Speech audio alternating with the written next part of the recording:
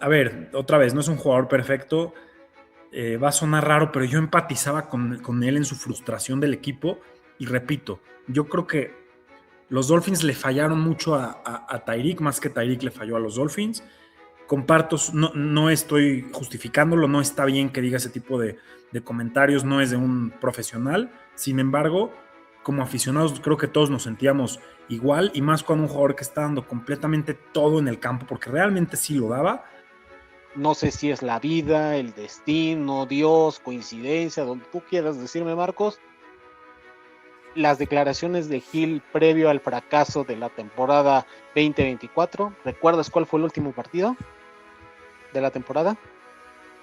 Los Jets de Nueva York en el MetLife Stadium. ¿Cuál fue el último partido de los Dolphins de Tyreek Hill? Los Jets de Nueva York en aquel lunes por la noche. Miami, Miami, Miami Dolphins, Miami, Miami Dolphins. Somos Dolphins. ¿Qué tal, amigos de Somos Dolphins? Bienvenidos a esta edición de su podcast. En esta ocasión vamos a comentar todas las noticias que han surgido alrededor del equipo del sur de la Florida. La reconstrucción está en marcha y varios jugadores han sido relegados de la plantilla en el año 2026, y hay un jugador en el cual todavía no se designa para cuándo será su corte. Para comentar todos estos temas, tengo el gusto que me acompañe mi compañero y amigo Marcos Acal. Marcos, gusto saludarte, buen día.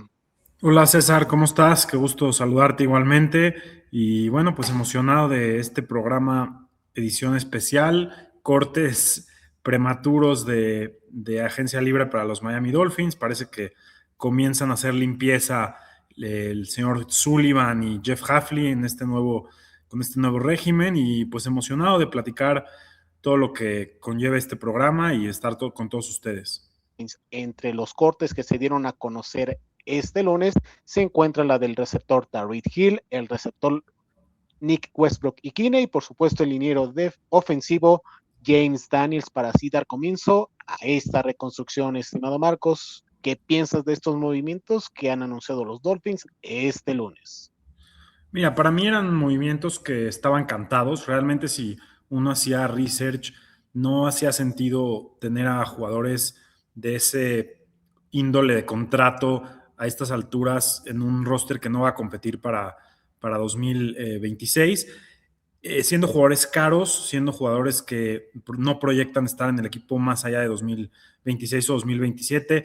Tyreek Hill tuvo una carrera extraordinaria en Miami, fue muy corta, pero fue una carrera de récords. Tuvo 2 temporadas de más de 1,700 yardas, estuvo ahí tentándonos a todos con tener una temporada de 2,000 yardas por aire. Lástima que Tua se lastimó en esa ocasión, en 2022, si no me equivoco, porque hubiera sido obviamente algo histórico y algo que no ha pasado en la NFL. Entonces, pues hubiera sido bastante entretenido, pero Tyreek, para mí, mis respetos, más allá de los temas extracanchas, es un profesional, no es un jugador perfecto, no necesariamente es un líder nato que sea un ejemplo a seguir para todos, pero es un tipo que cada snap lo ves jugar y correr y da todo, es un gran competidor, es un tipo ganador, es un tipo que si tuviéramos 22 Tyreek Hills, serías un equipo de Super Bowl. Sería también caótico por el tema de personalidades, eso me queda claro, pero si todos jugaran con la pasión y el hambre que tiene Tyreek Hill, sería un equipo realmente muy, muy, muy fuerte, y creo que todos como aficionados de los Dolphins disfrutamos de la carrera de Tyreek, deseamos lo mejor, pero era momento, 32 años, ruptura del ACL, entre otras cosas.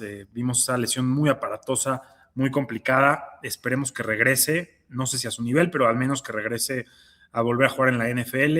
Yo creo que sí lo puede hacer porque es un tipo, como ya lo mencioné, muy pasional, un guerrero. Y bueno, por parte de Bradley Chubb, pues también es un jugador que cumplió en su etapa con Miami. Creo que pagar una primera ronda que le dieron a Denver en su momento para traerlo, más el contratote, no fue nada barato, no fue un jugador All Pro que cambiara realmente la dinámica del equipo, pero fue un jugador cumplidor que siempre pues dio su parte, que más allá de poner grandes números, fue un buen líder, hizo una muy buena mancuerna ahí con Jalen Phillips por algunos años. Lástima de la temporada que se perdió completa también por lesión. No es un jugador histórico de Miami, es un jugador que cumplió, que le costó caro al equipo, pero era momento también de dejarlo ir, ya no está en su mejor momento tampoco. Y bueno, el receptor de los Titans, Ikune, que llegó, pues una decepción, la verdad es de que tampoco le dieron mucha oportunidad, nunca conectó con el staff y con el roster. Y otro tema es de que no son los únicos cortes que van a llevarse a cabo, eran los más evidentes, los más obvios, y bueno, se vienen más y la estrategia es limpiar los libros en este año 2026 para llegar a 2027 con fortaleza y ahora sí que, digamos, tener un roster casi de expansión, empezando desde cero, pero un roster sano y que pueda contender por varios años y que no sea nada más en ciclos pequeños de 2 o 3 años.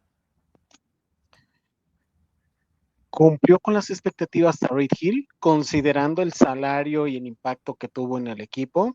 Porque en su momento le pagaron como el mejor jugador fuera de la posición de mariscal de campo y que eso a la postre pudo incrementar el valor de otras posiciones, de otros jugadores en el mercado más allá del mariscal de campo. Realmente sí estuvo a las expectativas, salimos amando, salimos perdiendo, considerando que ese intercambio en específico, pues básicamente impidió que los Dolphins en los siguientes drafts tuvieran tanto impacto por el mega trade con los Jefes de Kansas City y donde varios de los jugadores que los Jefes seleccionaron a la postre les sirvieron para levantar el Vince Lombardi.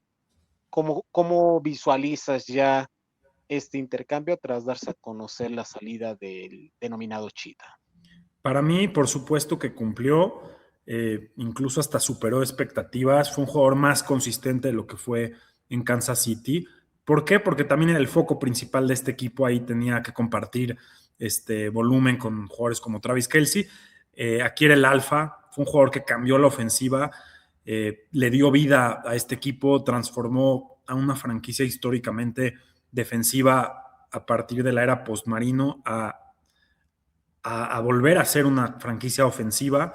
Es un jugador que te impacta no nada más en estadísticas y en lo que él hace por sí solo, sino que te abre espacios en el juego aéreo, en el juego terrestre. Es un tipo que necesita que le pongas doble cobertura y eso abre espacios a otros receptores. Si no fuera por Tyreek Hill, no sé cómo hubiera sido la etapa de Mike McDaniel, pero creo que muchos de los frutos que nos dio fue gracias a Tyreek Hill. Y bueno, tuvieron una conexión ahí bonita con Tua al principio de su carrera. Creo que también parte de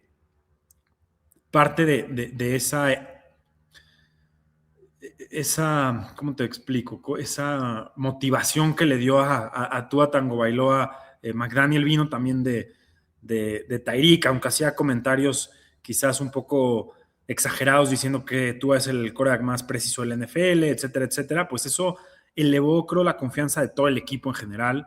Para mí fue un gran jugador. Otra vez, no puedo hablar sobre el tema fuera de cancha porque pues no estamos aquí para eso, estamos aquí para ver lo que hizo como jugador de los Dolphins cada domingo, y era un jugador que se mantuvo sano por la mayor parte de su etapa, y bueno, desafortunadamente no vimos frutos en cuanto a partidos ganados de playoffs, pero no se lo puedes retribuir a Tyreek, y yo no sé si con esos draft picks que hubieras tomado en lugar de Tyreek hubiera sido la diferencia. Honestamente lo dudo, era un equipo que sí tenía deficiencias, nunca tuvo profundidad en muchas posiciones, era una combinación rara de equipo donde había veteranos muy experimentados que venían de otros lados, ¿no? Teron Armstead, Jalen Ramsey, Tyreek Hill, el mismo Bradley Chubb, o sea, juntado con jugadores con muy poca experiencia. Entonces era ahí como un equipo raramente construido, que no estaba construido nunca para ser competitivo durante varios años. Pero bueno, fue lo que fue, todos sabíamos que este momento iba a llegar. Yo creo que le queda, si se recupera de la lesión, le queda un poco de tiempo a Tyreek para ser productivo, quizás en un contrato de 7, 8 millones de dólares, no los 30 y tantos que se les pagó. Pero yo diría que sí, para mí sí cumplió y me atrevo a decir que es el mejor jugador ofensivo que han tenido los Dolphins desde Dan Marino. Interesante, muy, muy interesante. Yo creo que quedamos a mano con Tyreek Hill. Nos dio muy buenas temporadas, como bien indicas, y creo que los fanáticos que no pudieron ver a esos Dolphins de los 80, y a lo mejor para algunos tal vez estoy diciendo un sacrilegio, como comparar la ofensiva de los Mack Brothers y de Dan Marino en los primeros 2 años de Dan the Man, compararlos con ese 2023, sobre todo de ese trío de Tua, Waddle y Hill. Parece sacrilegio, pero los números indican que no es un sacrilegio. Miami estaba en lo más alto en la ofensiva, estaba peleando palmo a palmo, e incluso ya en el mes de diciembre, en ese año, pues estaba peleando palmo a palmo con los Baltimore Ravens para ser el sembrado 1 de la conferencia, hasta ese trágico partido contra los Titans el 11 de diciembre, donde no solo se perdió ese partido, se perdió la división y se perdió la oportunidad de ser ese sembrado 1. La verdad es que Tyreek Hill nos hizo emocionar, nos hizo ilusionar, porque la narrativa de esa época y las declaraciones del propio Cheetah en la off-season, como bien recordarás, Marcos, era que Tua era el mejor, que no había visto a alguien con esas características en cuanto a los pases, había una sinergia y una comunicación entre el head coach Mariscal y la ofensiva, en este caso con el receptor Tyreek Hill, y al final de cuentas se vio reflejado en el rendimiento donde, insisto, me atrevo a decir que es la mejor temporada con mucho hype que se había generado en los Dolphins desde aquel legendario 2002, donde Zach Thomas era el líder en tacleadas de la liga, Jason Taylor era líder en capturas en la NFL en el 2002 y por supuesto un tal Ricky Williams, un corredor con mucho impacto que electrizaba la fanaticada, siendo de los mejores en ese mismo año. A ese tal grado no había una expectativa como ese 2023 donde Tyreek Hill fue la gran estrella e incluso, como lo están viendo las estrellas en estos momentos, en la offseason del 2024, fue nombrado como el mejor jugador de la liga en el top 100, Marcos, para ser pues ese prospecto de cara a la temporada 2024. Después de esos 2 años maravillosos, vino en descenso y donde no sé si es la vida, el destino, Dios, coincidencia, donde tú quieras decirme, Marcos, las declaraciones de Hill previo al fracaso de la temporada 2024. ¿Recuerdas cuál fue el último partido de la temporada? Los Jets de Nueva York en el MetLife Stadium. ¿Cuál fue el último partido de los Dolphins de Tyreek Hill? Los Jets de Nueva York en aquel lunes por la noche. Curiosidad, destino, coincidencia, como tú quieras llamarlo. El tipo había dicho que se quería ir a principios de año y el último partido como miembro de los Dolphins fue contra los Jets de Nueva York, pero en el Hard Rock Stadium. Para finalizar esta etapa de Tyreek Hill, dime 3 momentos que recuerdas de Cheetah como miembro de los Miami Dolphins. 3 momentos de Cheetah. Mira, jugadas así que me han llamado muchísimo la atención. Ese Monday Night en contra de los Chargers, en donde un fumble perdido por parte de los Dolphins, de repente de la nada Tyreek sale, tiene el awareness de encontrar la pelota, pum, y se escapa, no recuerdo si fueron 50, 60, 45 yardas, pero había sido muchas yardas y nadie lo pudo alcanzar. Y fue realmente la única jugada explosiva de Miami en ese partido, pero pudimos ver en televisión nacional lo que es capaz de hacer y es a lo que me refiero. No es un jugador que nada más atrapa pases, es un tipo inteligente en el campo, es un tipo que está pendiente, que siempre corre sus rutas con toda fortaleza, con toda claridad. Esa es una jugada que me gusta mucho. Obviamente el juego en contra de los Baltimore Ravens, que los Dolphins terminan ganando en el cuarto, que iban perdiendo por recuérdame si eran 21 puntos, 28, en donde regresan y pues tiene jugadas muy buenas, con conexiones ahí con Tua. También Waddle tuvo un buen juego ahí, que tuvo el touchdown del Gane. Ahí van dos. Una tercera, mira, me acuerdo contra los Washington Commanders hace unos años, una bomba. Tengo muy clara esa jugada. Esas son como las jugadas que más tengo así claras. Obviamente hay muchas otras más, seguro se me están pasando, pero bueno, te voy a dar esas tres porque son las que tengo ahorita en mente. Para mí, creo que sin duda el partido donde nos conocimos en persona, Marcos, el 70-20. El 70-20 como el primer touchdown del partido y la actuación en general de la ofensiva.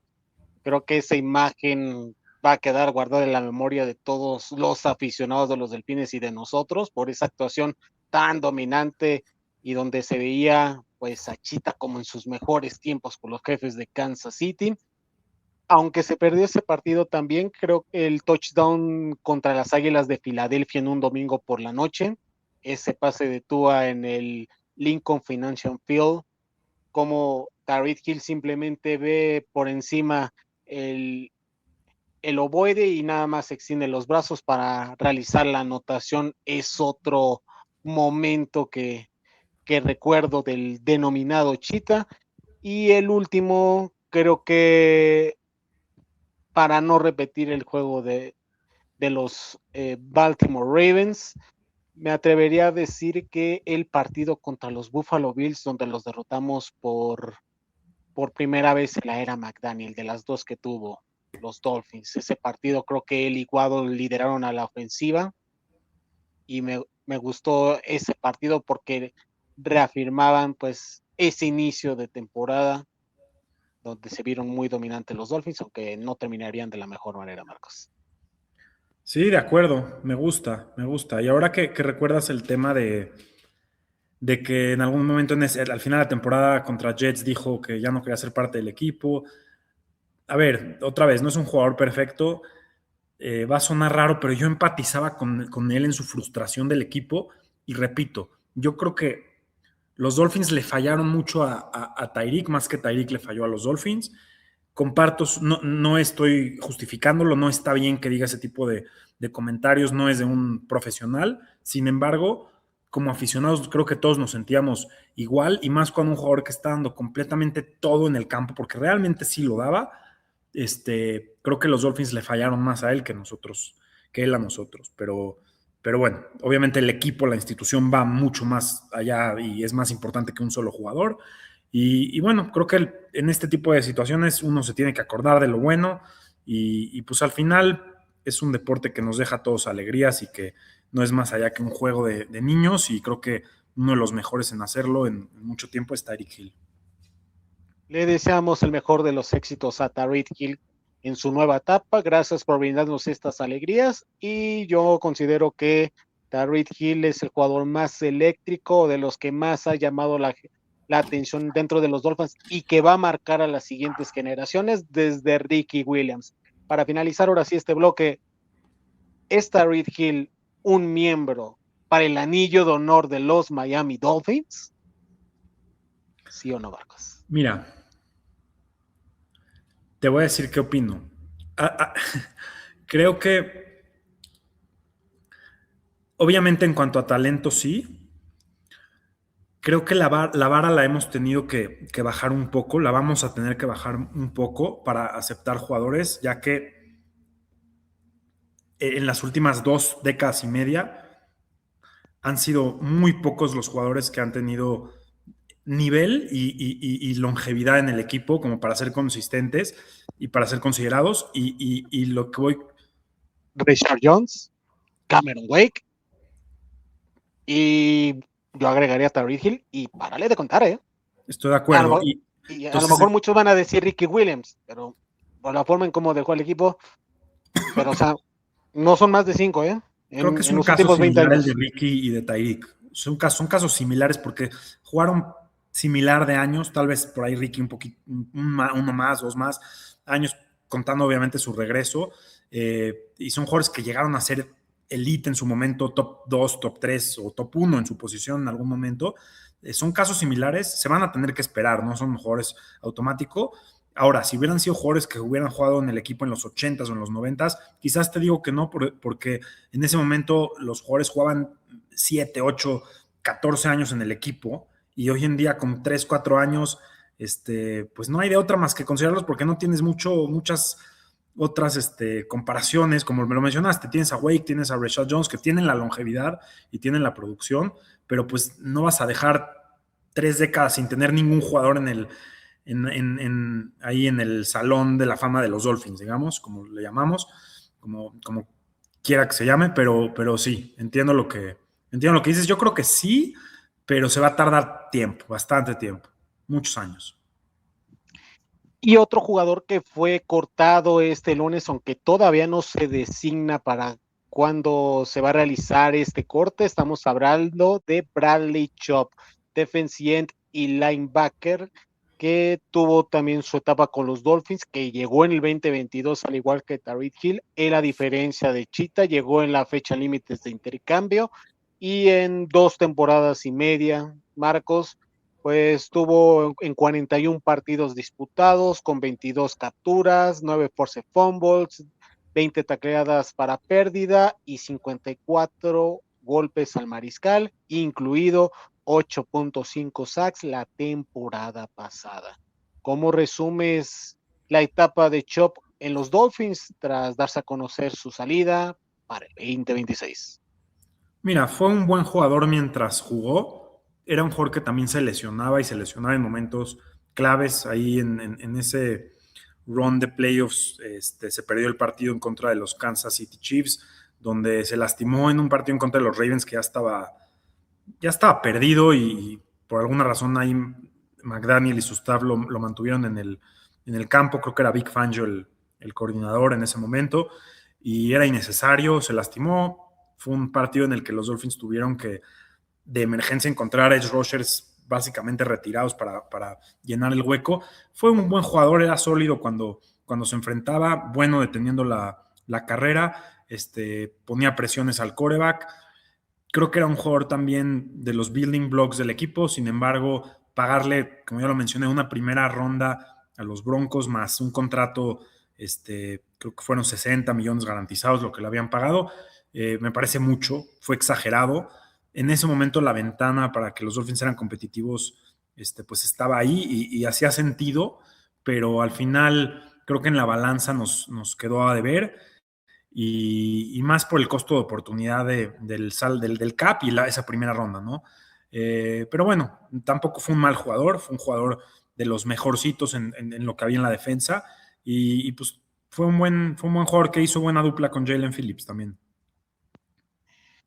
Para mí creo que sí quedó a deber, sobre todo por el tema de la durabilidad. Se le dio una extensión de contrato, como bien indicas, y sobre todo porque, si recuerdan, en esa offseason, amigos de Somos Dolphins y Marcos, también estaba sobre la mesa la posibilidad de adquirir a un elemento que hoy en día sigue siendo base fundamental en la defensiva de los Baltimore Ravens, y estoy hablando de Roquan Smith.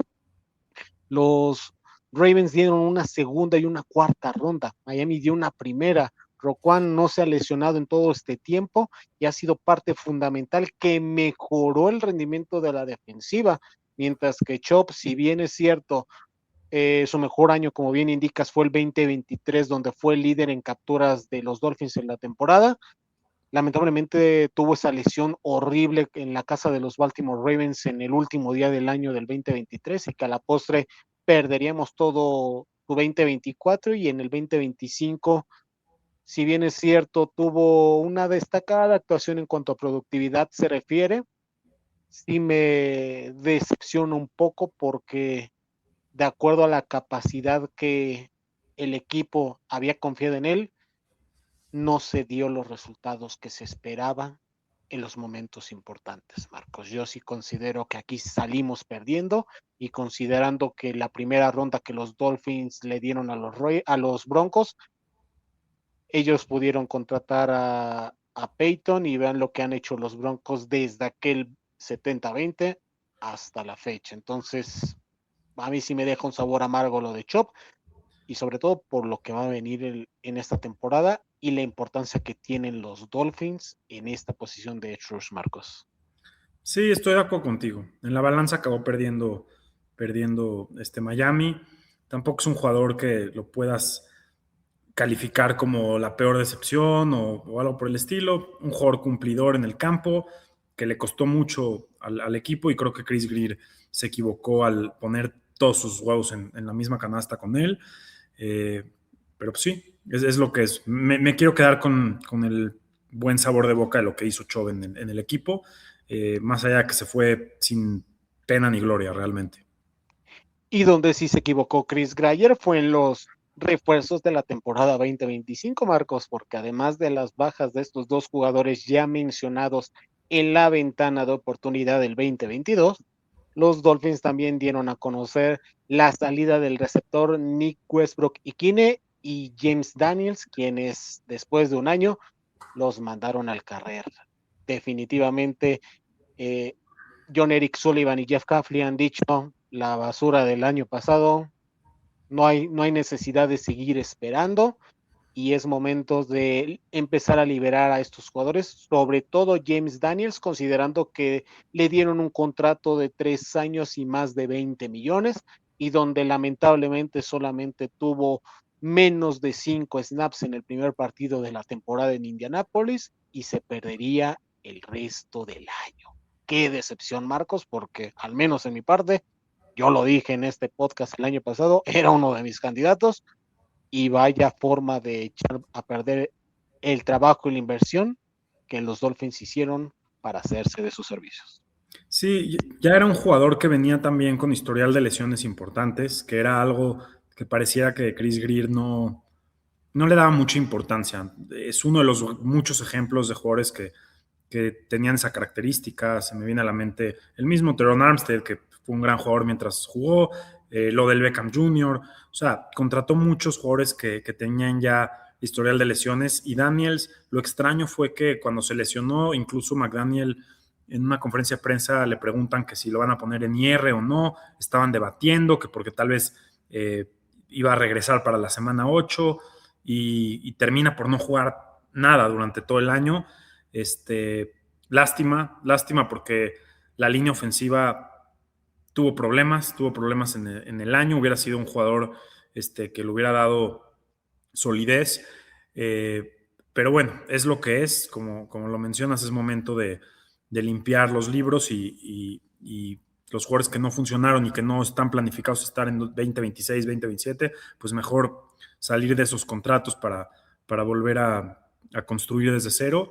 Entonces, pues sí, ¿qué se puede decir de Daniels y de Westbrook-Ikhine? Pues es un jugador que no sé si encajaba mucho en el sistema de McDaniel. No es un jugador que corre rutas, digamos, crossing routes como lo hacen Waddle y Tyreek, que es lo que te pide mucho esta ofensiva. Es un jugador más vertical, que sí anota mucho, que tiene buen cuerpo, pero era un jugador muy distinto a los que, digamos, McDaniel tiende a utilizar.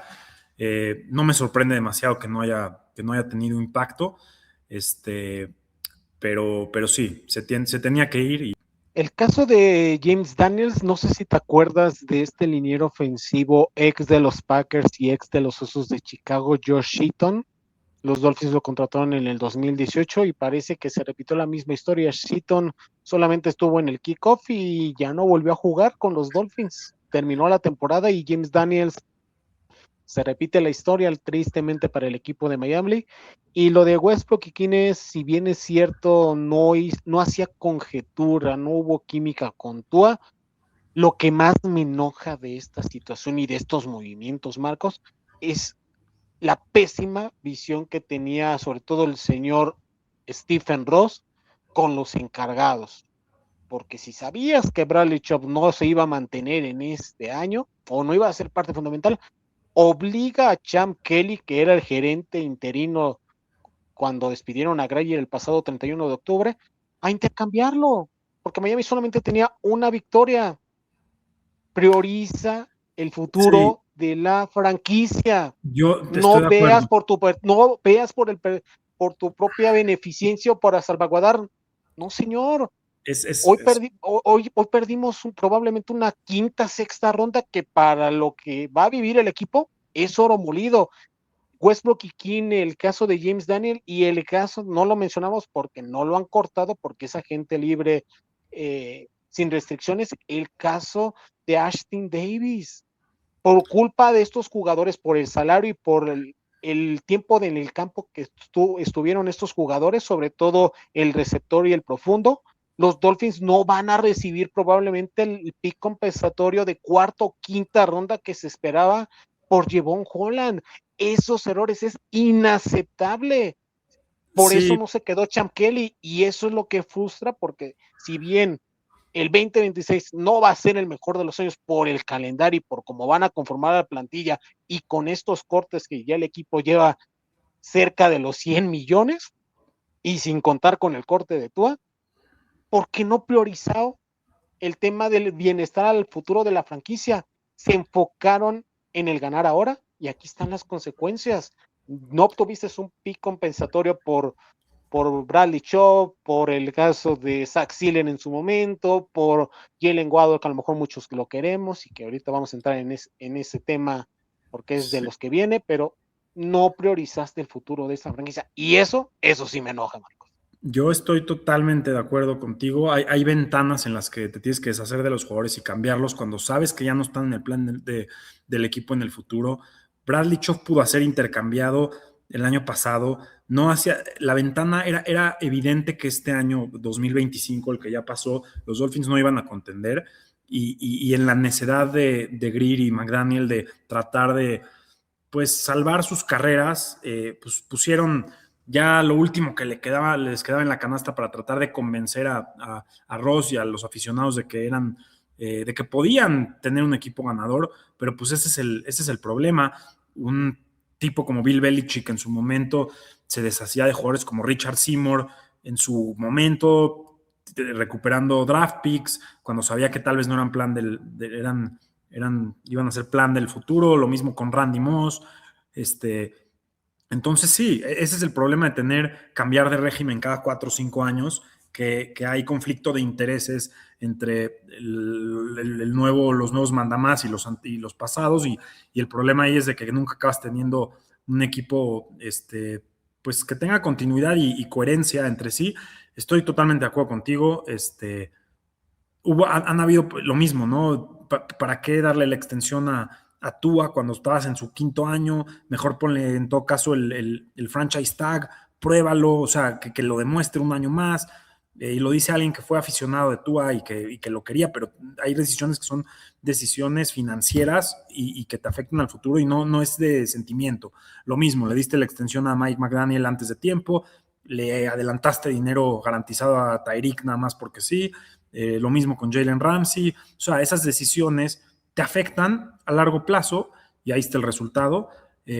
Los Dolphins han dejado ir tantas rondas de draft compensatorias y por decisiones malas. Lo mismo dejar ir jugadores como Christian Wilkins, así de la nada, en lugar de extenderlo a su momento. Pero bueno, eso es lo que estamos parados. Este es un nuevo régimen y esperamos que hagan las cosas pensando a largo plazo y que traten de no vender esperanza en los momentos en los que realmente no existe, porque eso es parte del problema. Para mí trataron de vender esperanza usando tarjetas de crédito el último año al menos, o los últimos 2 años, y bueno, pues ahora estamos parados en esta situación. Ya se fueron estos primeros 4 jugadores, Marcos. ¿Quién sigue? Obviamente ahorita todas las miradas están en el mariscal de campo, seleccionado en la primera ronda del draft del 2020, y estoy hablando de Tua Tagovailoa. Todos los indicadores están en la mira, que la relación con Miami y Tua está totalmente destrozada. En una reunión que tuvo el head coach y el gerente con aficionados, donde no estuvo la media, mencionaba el tema de agregar competencia en la posición de mariscal de campo, que no aseguraban la permanencia de Tagovailoa. En el fin de semana del Super Bowl salió un reporte de NFL Network donde indicaban que los Dolphins están buscando un trade partner para tratar de dar a su mariscal de campo en la búsqueda de selecciones del draft, e incluso después de darse los cortes de estos veteranos y de estos otros dos jugadores, tanto Schultz como NFL Network indican que los Dolphins están esperanzados en un intercambio donde involucren a Tua Tagovailoa. Además del mariscal de campo, ¿qué otros jugadores están pendientes de un hilo de lo que pueda venir o que puedan estar viviendo sus últimos momentos como miembro de los Miami Dolphins? Mira, te voy a dar 3 nombres que son 3 nombres entre comillas menores, que uno de ellos es Jason Sanders, el pateador, que es un jugador caro para lo que te aporta. Los Dolphins incluso ya encontraron a su reemplazo. Alec Ingold, más allá de que es un buen jugador, es un fullback que los fullbacks es difícil que un nuevo coaching staff herede fullbacks. Normalmente la filosofía cambia conforme a lo que quieren hacer, si quieren tener fullback, si no lo quieren cargar. Ingold es un especialista, es como un H-back que hace un poquito de todo. Ha venido a la baja también en su carrera, ya no es el mismo que fue en su momento cuando lo contrataron, ya ha sido relegado básicamente, ha tenido también lesiones. Y digo, no tengo exactamente el número de su cap hit este año, pero te puedo decir que entre Sanders, Ingold y Dodson, el linebacker, que la verdad lo hizo bien, es un buen jugador, pero entre ellos te salvan $9 millones si los llegas a cortar, y los Dolphins necesitan sí o sí bajar ese número para poder tener dinero para contratar jugadores para llegar al draft con al menos $11 millones, que es lo que te va a costar firmar a los draft picks, números más, números menos. Vas a tener también que, te estoy hablando 11, sin contar obviamente lo que quieras hacer en agencia libre, que ya luego platicaremos más acerca de eso, pero esos 3 jugadores para mí se van a ir. El tema de Tua ya no va a jugar más para los Miami Dolphins, les puedo garantizar esa parte. Yo veo, ¿por qué no lo han cortado? Mira, primero porque quieres ver el mercado, si hay algún desesperado que esté dispuesto a tomar parte de su contrato. Nadie va a tradearte, aunque sea una 7ª ronda o nada, nadie te va a tradear por Tua con ese contrato. Ningún equipo está loco para pagarle $50 millones anuales en los siguientes 2 años en promedio para que sea su quarterback titular. Eso no va a pasar. Tua tiene un mercado limitado. Ningún equipo que juegue en frío va a quererlo como su quarterback titular. Es un quarterback muy dependiente de ciertos esquemas. ¿Ni Minnesota, que juega en estadio techado? No por $50 millones. No lo van a hacer por $50 millones. Sí creo que puede ser un destino interesante para meterle presión a JJ McCarthy, pero no lo veo. No lo veo realmente. Quizás, como te digo, para meterle un poquito de presión a JJ McCarthy en un escenario donde los Dolphins lo corten, o en un escenario en donde quizás los Dolphins absorban 35-40 y que ellos le paguen 15. No veo un equipo que le pague más de eso, más allá de que posiblemente hasta tú tengas que dar alguna ronda del draft porque se lo lleven, como pasó con Brock Osweiler y los Browns hace unos años atrás. Entonces, pues eso es lo que veo, y los Dolphins pienso que eventualmente lo van a acabar despidiendo, ya que el equipo que lo quiera, pues sabe que los Dolphins no va a jugar más para el equipo y sabe que lo pueden cortar y que no va a tener mucha competencia. Entonces, si eres Minnesota, pues mejor te esperas a que lo corten y ya le negocias un contrato de 7-8 millones en lugar de cambiar por él y el contrato. Pero bueno, los Dolphins están haciendo lo correcto en esperarse un poco, en tentar un poquito el mercado. Ahorita que se va a llevar a cabo el NFL Scouting Combine es donde se hace el tampering, realmente es donde el tampering ilegal, pero pues es cuando platican ahí entre gerentes generales, entre scouts, entre head coaches, y ahí se hacen las negociaciones y los trades. Entonces, pues yo creo que se puede empezar a especular más por ahí en una semana que empiece el tema del NFL Scouting Combine. Y pues eso, básicamente eso con Tua y algún otro jugador. Mira, yo creo que con Minkah Fitzpatrick puede suceder lo mismo que pasó con Bradley Chubb, que al final lo acabas cortando, no recibes ningún pick ni compensatorio, ni recibes ningún pick tampoco de trade. Entonces, ¿por qué? Porque no es un jugador que va a estar en los planes en 2027 o 28 a ese salario cuando apenas va a ser un equipo joven que esté armándose. Va a ser un jugador muy caro, que va a demandar contrato, que seguramente no quiere ser parte de un equipo en reconstrucción, como ya no lo quiso ser en su momento cuando comenzó su carrera en Miami. Entonces, si estaría en mí, yo intento cambiar a Minkah Fitzpatrick también lo antes posible. Y bueno, ya veremos qué pasa. No me sorprendería si lo acaban cortando, pero seguramente van a tratar de cambiarlo. Pero bueno, ese es otro de los jugadores que creo que los Dolphins tienen que echarle ahí un ojito.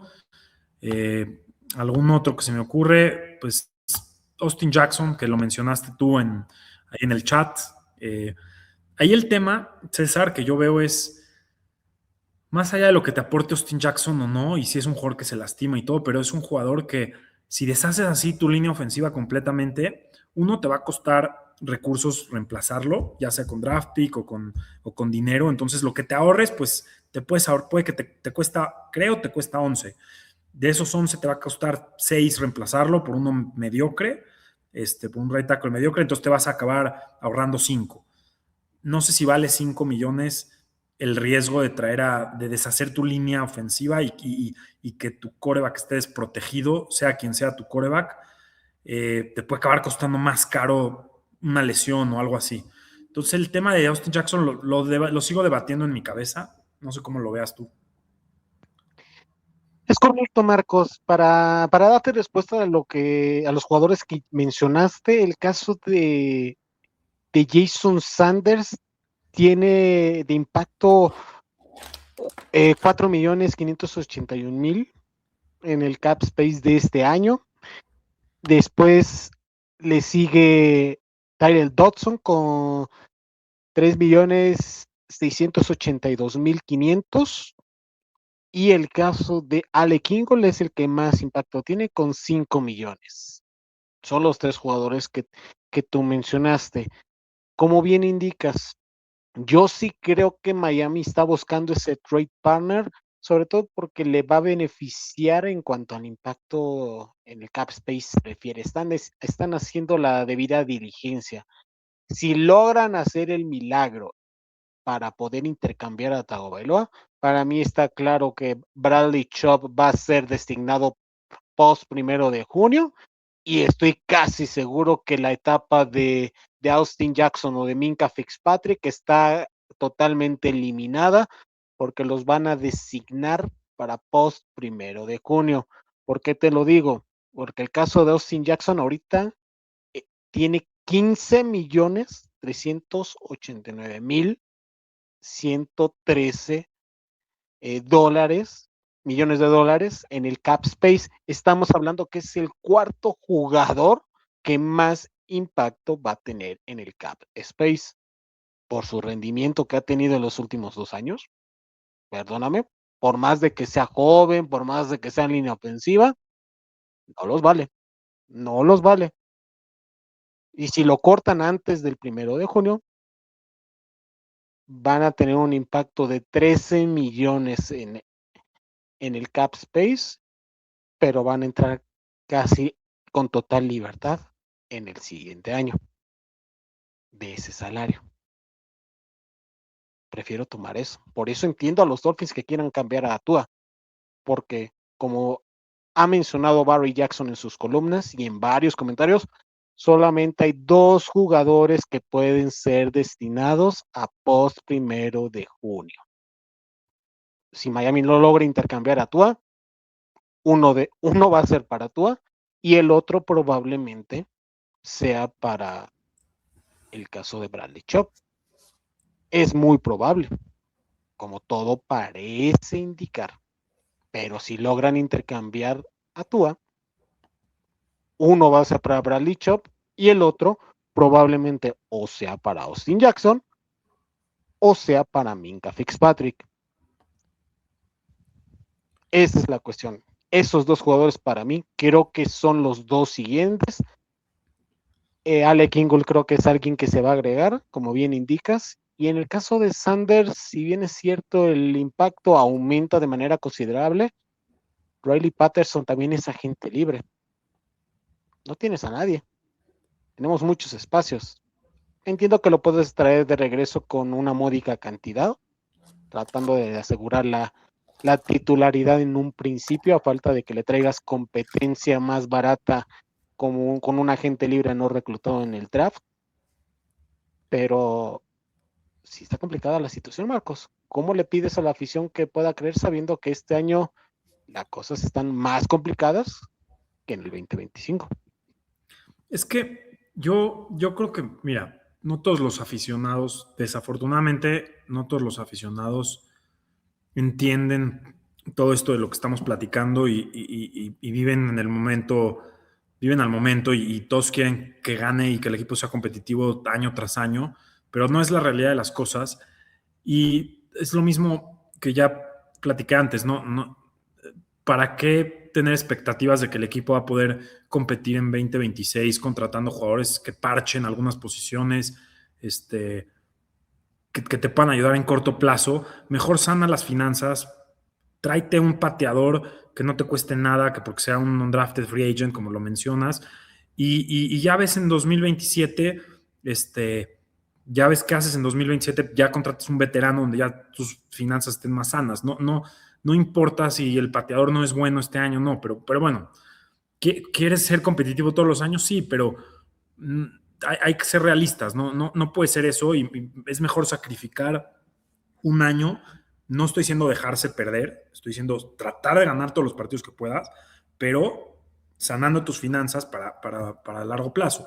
Entonces yo creo que el equipo, si yo estaría al mando posiciones que no impactan tanto como pateador, como, no sé, regresador de patadas, o sea, eso déjalo para después. Eso déjalo para después y ese dinero que te puedes ahorrar, incluso quizás puedes dárselo a jugadores en extensiones, a jugadores como Achan, que creo que merecen una extensión, les puedes adelantar parte del dinero y ese dinero ya te lo ahorras para eventualmente pues, ocupar otras posiciones.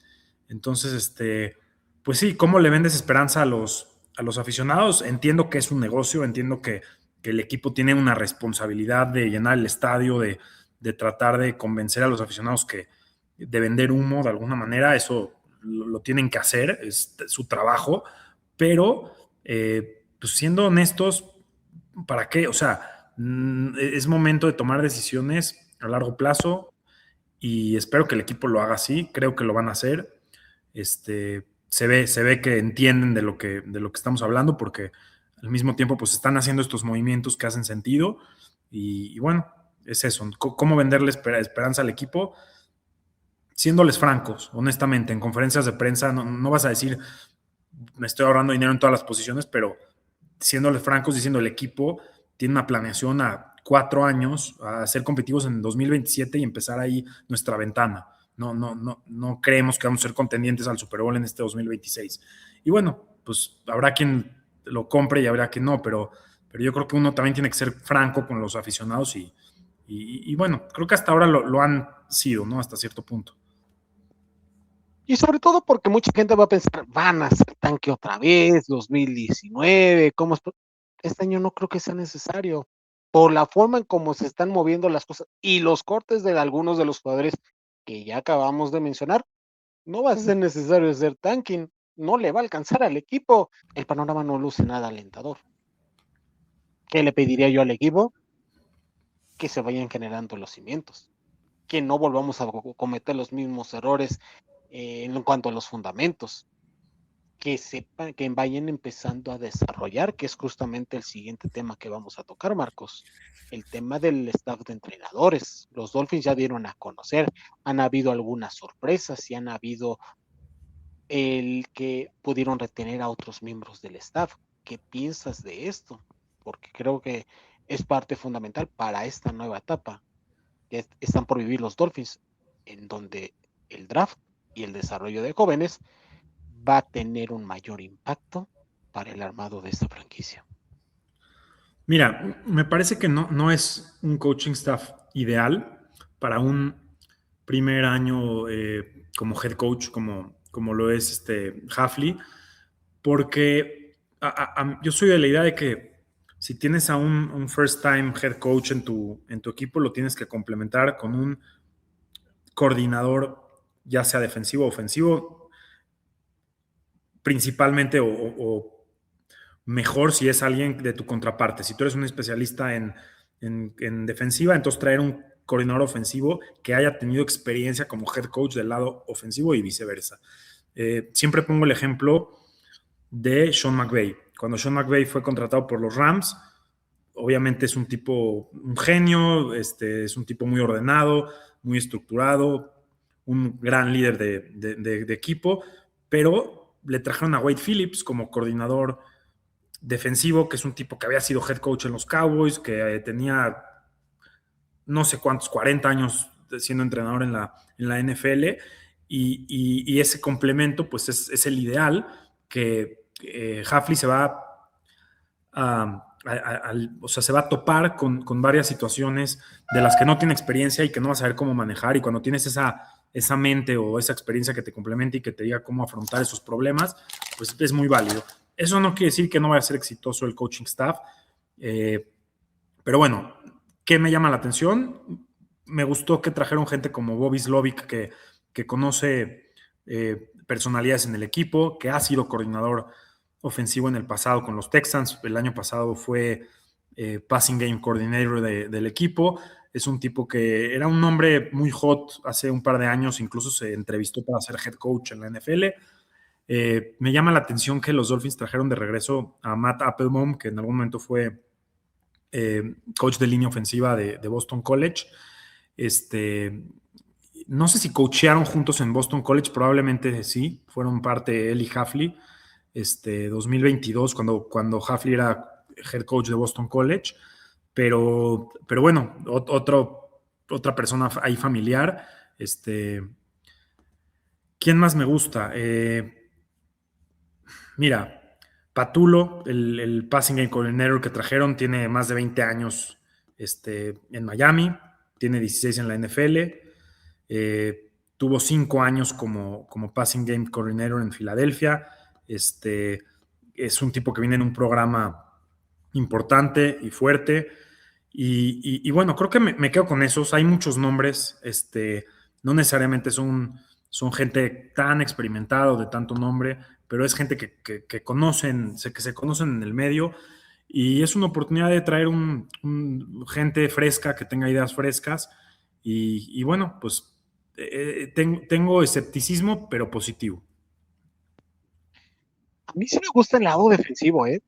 Me gusta el lado defensivo, cómo logró construir su staff. Mantuvo a Joe Barry, que todo parecía indicar que lo iban a mandar al carrer, porque fue el propio Hafley quien lo sustituyó luego de que LaFleur lo trajera de Boston College en la posición de linebackers, y que a la postre Barry fue el entrenador de linebackers de los Dolphins en las últimas temporadas. Pensaba que lo iba a correr, pero no fue así.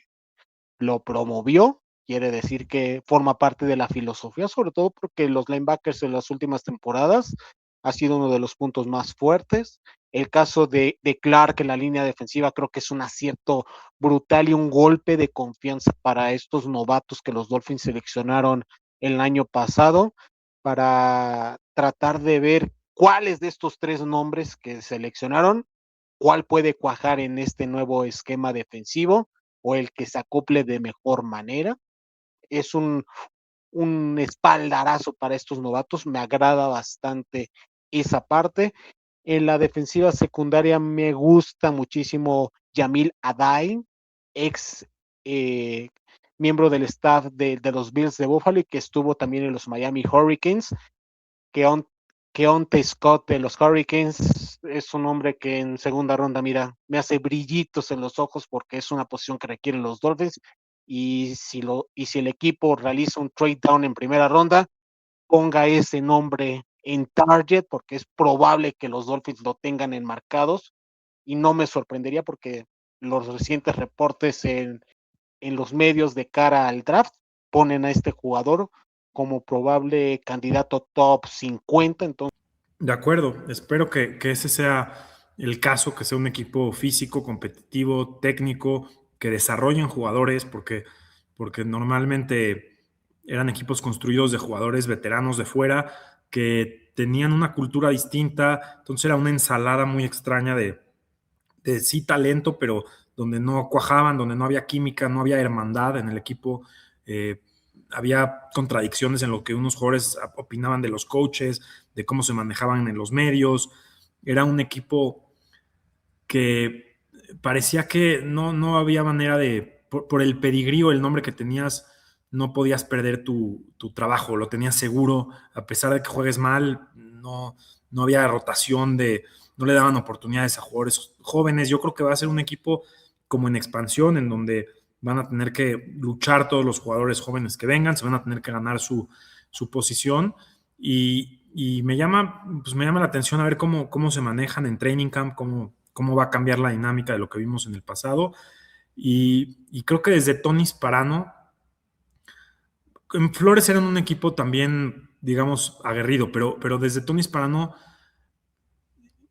yo no sentía un equipo unido con Sparano. Era un equipo físico, era un equipo disciplinado, no era perfecto, tenía deficiencias en la ofensiva, por aire, pero estaba generando la identidad, Marcos. Estaban generando identidad. ¿Por qué me refiero? Vean los drafts de Sparano, quitando el del 2008. Vean como 2009, Vontae Davis, Sam Smith, el siguiente año Restart Jones, tomaste a Missy, tenías a Odrick, y aparte un agente libre no reclutado de la Universidad de Penn State que ya mencionamos en este programa, Cameron Wake.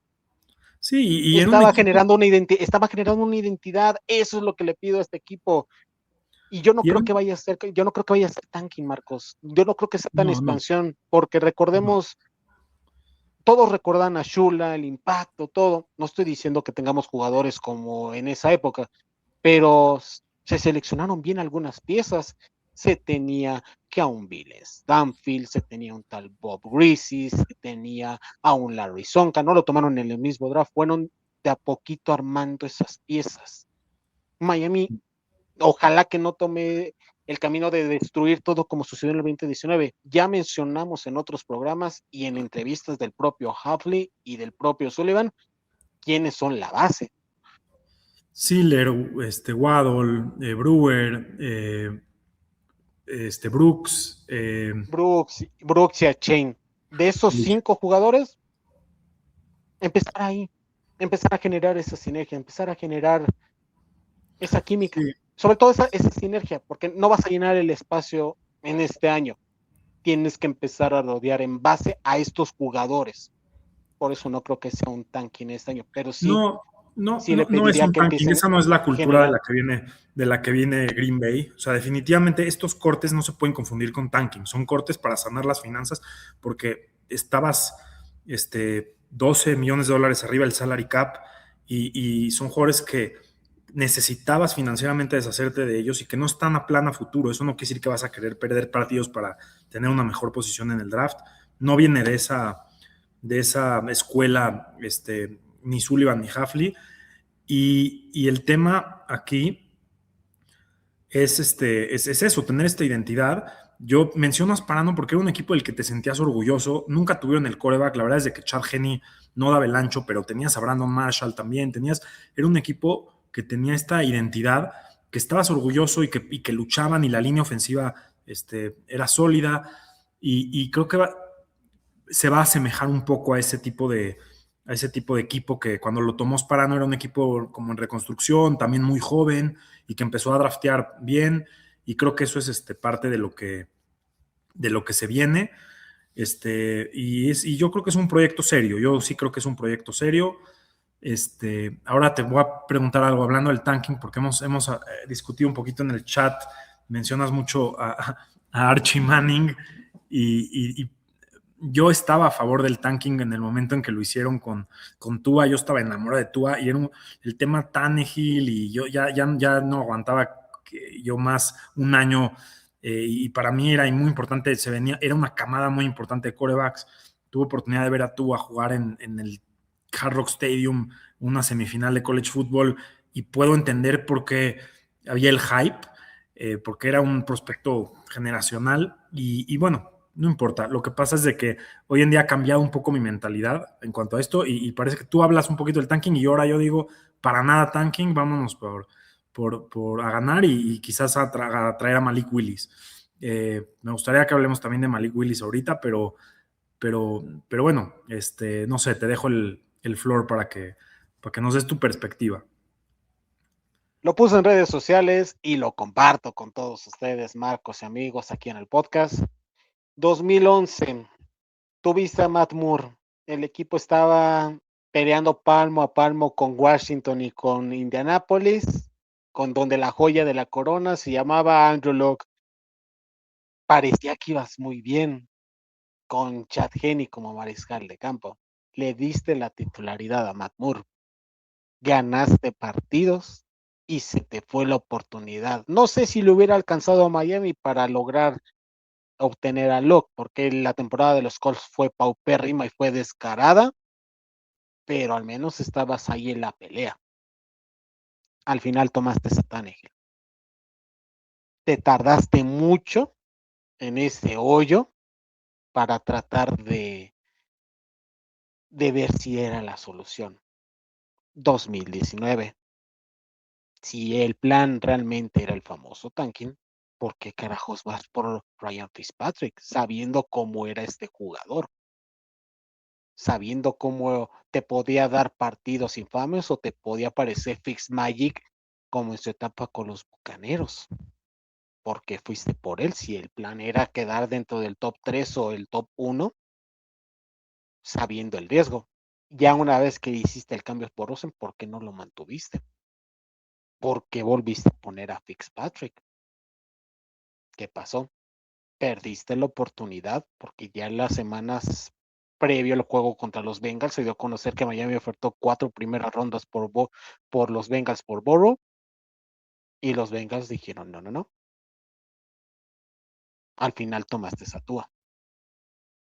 Y hoy en día la situación, el destino, el pésima de decisiones que estás armando, que va a estar el roster para el 2026, porque por más de que nosotros mencionamos, no están haciendo tanking, pero los resultados te están obligando a que estés teniendo esa racha negativa, ¿por qué buscarías a un mariscal de campo cuando te falta armar todo el carro? Te falta armar el chasis, las llantas, las tuercas, las bujías, el aceite, arreglar el motor. El mariscal lo puedes tomar el siguiente año o puedes ir tomando uno para el draft en rondas intermedias. Te peleas con Cam Miller, te peleas con Quinn Ewers y el novato que tú selecciones. Si funciona alguno, genial, porque entonces significa que estás haciendo bien tu chamba y los jugadores están progresando. Si no funciona, te estás colocando en una posición para tomar alguno de los mariscales del siguiente año, donde se espera que puedas tomar a tu próximo mariscal de campo franquicia en caso de que no funcione alguno de estos jugadores. Esa es mi intención. Por eso yo no iría por Malik Willis y yo no creo que vayan por Malik Willis tras ver cómo va a quedar este equipo, porque si apenas con estos movimientos estamos cerca de los 100 millones, ¿te imaginas cuando den a conocer el corte de Tua posterior 1 de junio?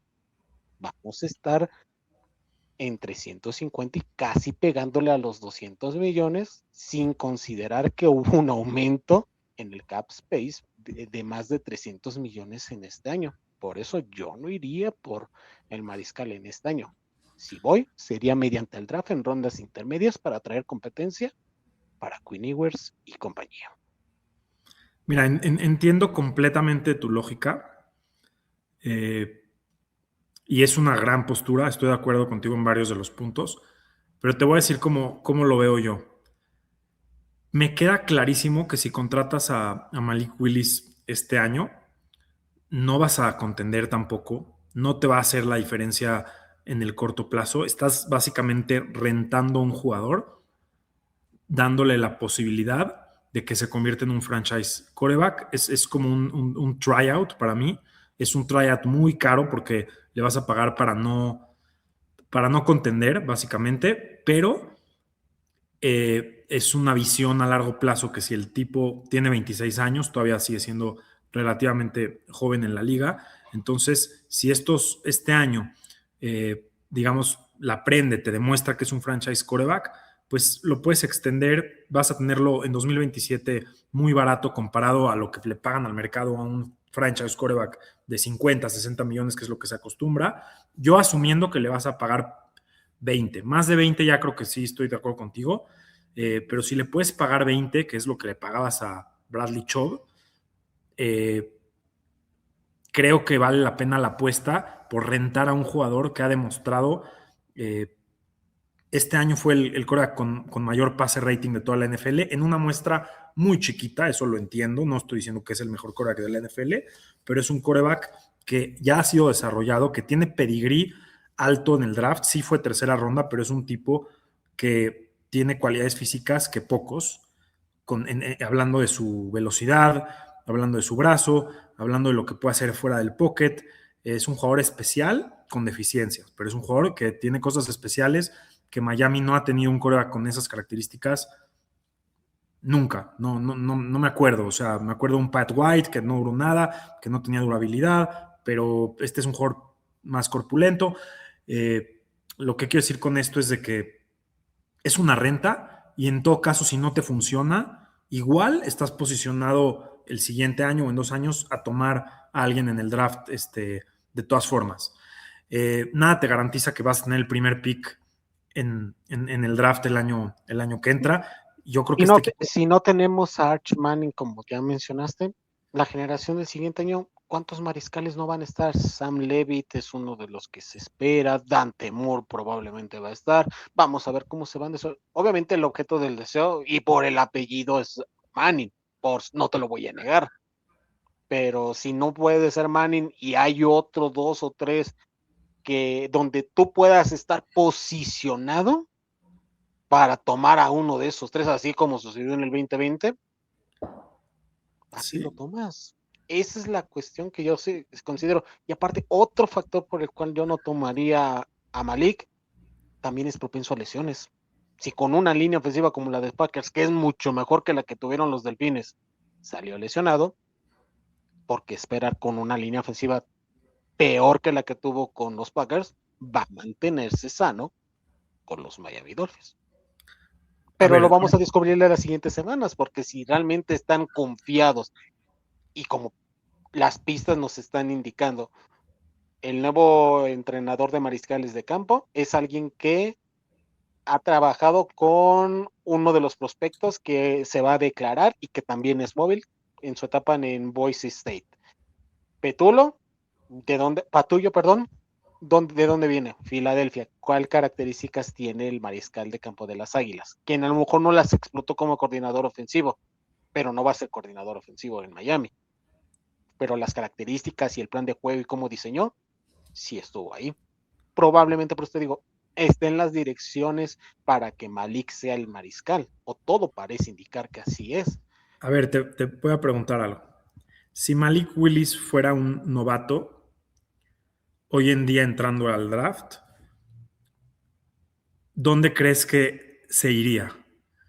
Tomando en cuenta, no en su perfil saliendo de Liberty, porque ya es un jugador que para mí tiene una ventaja muy grande de haber sido parte de 2 franquicias en la NFL, de tener juego de experiencia en la NFL, haber jugado en primetime y haberse sentado en un lugar como Green Bay, que desarrolla quarterback como ninguna otra institución en la NFL.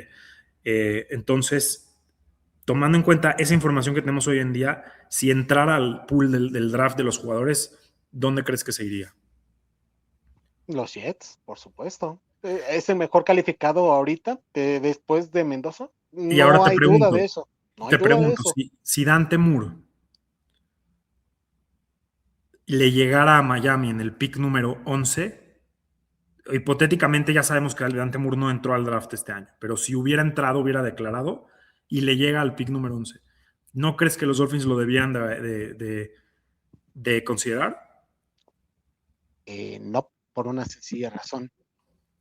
El primer turno, los Rams tienen 2 selecciones del draft este año. El primer turno dicen muchos que van a ir por un esquinero porque les hace falta uno. El segundo pick se ha especulado mucho de Matthew Stafford, y si regresa es porque van a tener a alguien en la banca.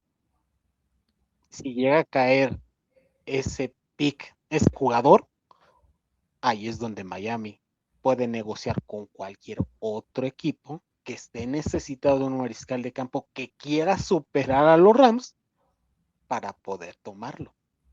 Se ha especulado en las últimas semanas y se va a calentar más con el caso de Simpson.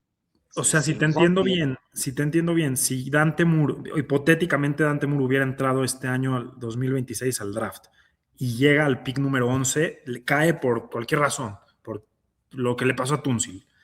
¿No crees? O sea, ¿tú preferirías hacer trade back a tomarlo? Eso es lo que si te ofrecen un buen paquete, insisto, porque va a haber equipos por la necesidad. Pero no lo considero, o sea, no, ¿lo consideraría? Bien. Sí, ¿lo consideraría? Sí, lo consideraría, por supuesto. Sí, ¿qué hace? Porque... Entonces, ahí te va, pero tienes razón, entiendo lo que dices, pero no hay nada que hagan mejor hoy en día a Dante Moore a Malik Willis. O sea, es un quarterback intrigante, hay algunos detalles, su poise en el pocket, pero no es un quarterback. Hoy en día, si hoy en día los pones a jugar un partido de NFL, se lo lleva de calle Malik Willis. Y no quiere decir que no me gusta Dante Moore, me gusta, como prospecto me gusta mucho, se tiene que seguir desarrollando. Pero a lo que voy es, Malik Willis o sea, comparado con cualquier novato, es un tipo que no te la pensarías 2 veces y lo tomarías. Te pongo otra pregunta. Incluido Archie Manning. Híjole, no lo sé, Marquitos. Hoy en día sí. Archie Manning. Hoy en día, si me dices quién es mejor quarterback, hoy en día, Malik Willis se lo lleva de calle. Hoy en día. Si hoy los pones a jugar un partido, en mi opinión... Te pongo otra pregunta con este escenario. Se habla mucho de que Will Levis, Mayonesa Man, puede ser moneda de cambio.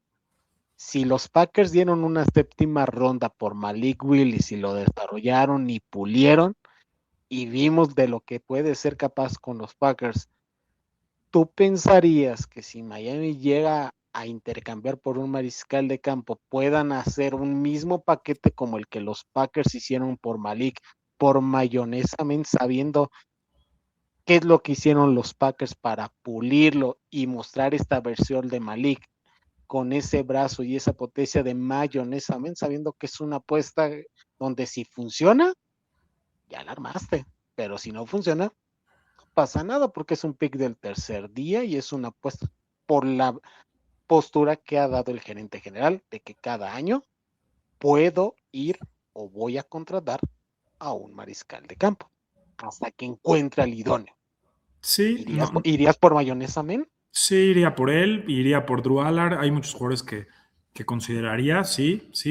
O sea, si Malik Willis no llegas al tema financiero con él, o sea, si el tipo quiere 25 millones, para mí mi línea está por ahí de los 20, 23. Más allá de eso ya me parece mucho. Si no llegas a ese punto, pues sí, buscaré alternativa. Traería a Will Levis quizás, traería, te digo, algún novato a que compita con Quinn Ewers y ya vas viendo año tras año, no tendría ningún problema.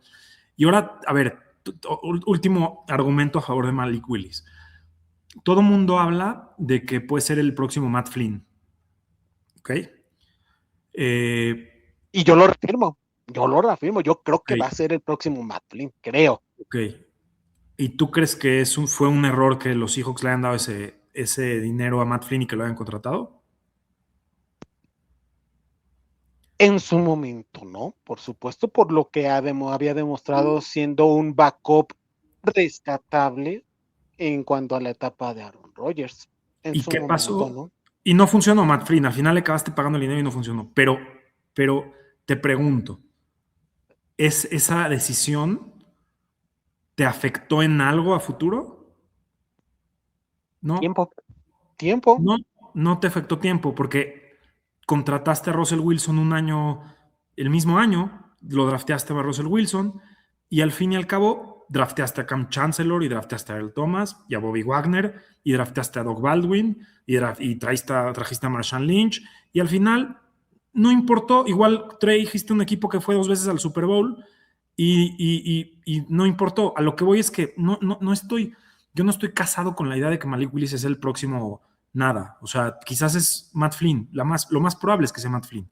El error sería agarrar a Matt Flynn, tomar a Malik Willis y que si no funciona, 2027, ignorar la posición de quarterback. O sea, no, entre más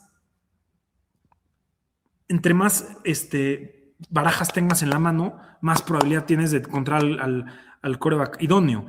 Si no es mal, ahí tienes tu oportunidad enfrente de ti. Tienes para mí al segundo mejor quarterback que entraría en el draft este año. De agente libre o de draft, tienes al segundo mejor como opción. Un tipo que es todavía joven. Si no le pegas, está bien, drafteas a alguien de 2027. No es idóneo pagarle dinero, pues no, pero al final tomas buenos draft picks y ya tomas buenas decisiones, igual puedes construir un equipo.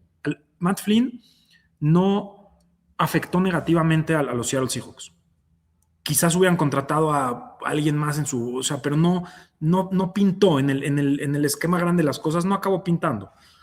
Lo que quiero decir es, tienes la oportunidad de frente de ti, no la dejes pasar, y si no funciona, draftearías a alguien más, y luego 2027 a alguien más, y así, hasta encontrar el idóneo. Pero ya la tienes la oportunidad ahí, no la dejes pasar. Esa es mi opinión. Pero bueno. Y eso es lo que vamos a descubrir en unas semanas, Marquitos. En unas semanas, o sea, ya estamos a la vuelta de la esquina. La siguiente semana es el Combine y después empieza el periodo de contrataciones y después empieza ya oficialmente la agencia libre. Entonces, esto se va a ir cocinando de a poco, pero aquí es donde vamos a notar si realmente Hafley y Sullivan realmente están enamorados de Malik para poder llegar a ese acuerdo que tú indicas.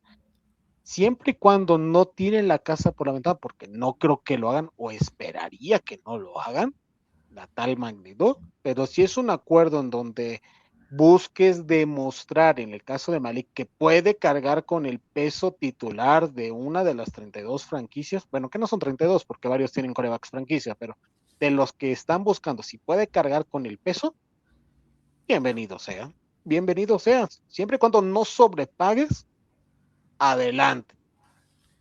Pero si estás ahí, si estás construyendo un equipo joven, si estás construyendo en base al draft y en base a ese talento, sí me parecería imprudente apostar desde un inicio por este mariscal. Por eso digo, no lo descarto.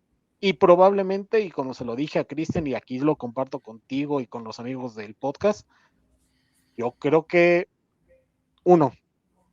va a haber un movimiento que va a sorprender a todos, va a haber un movimiento. Van a convencer a alguien de los Packers, estoy casi seguro, de los que son agentes libres o que vayan a llegar al mercado. Uno va a llegar, no sé quién, pero al menos uno va a llegar a convencer porque le van a vender que él va a ser el líder o parte de esta nueva estructura de los Dolphins. Y si realmente hizo buen trabajo Hafley en los Green Bay Packers, un Packer por lo menos va a llegar al sur de la Florida a largo plazo. No sé quién, ese es el pálpito que ahorita tengo. Puede ser Malik, puede ser un defensivo, pero siento que uno va a llegar de los Packers y que va a ser pieza a largo plazo de este equipo, Marcos. Sí, seguramente sí, estoy contigo en eso. ¿Algo que quieras agregar antes de irnos, Marquitos? Nada, pues estuvo divertido el programa.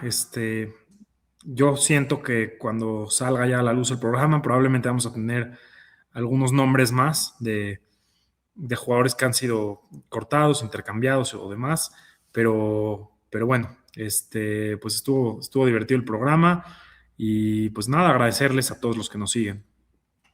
Probablemente así sea, Marcos, y en caso de que suceda, los invitamos a que visiten nuestra página web www.somosdolphins.com para que estén al pendientes de las actualizaciones que vayan teniendo los Dolphins en cuanto a recortes o incluso intercambios que pudieran llegar a suceder.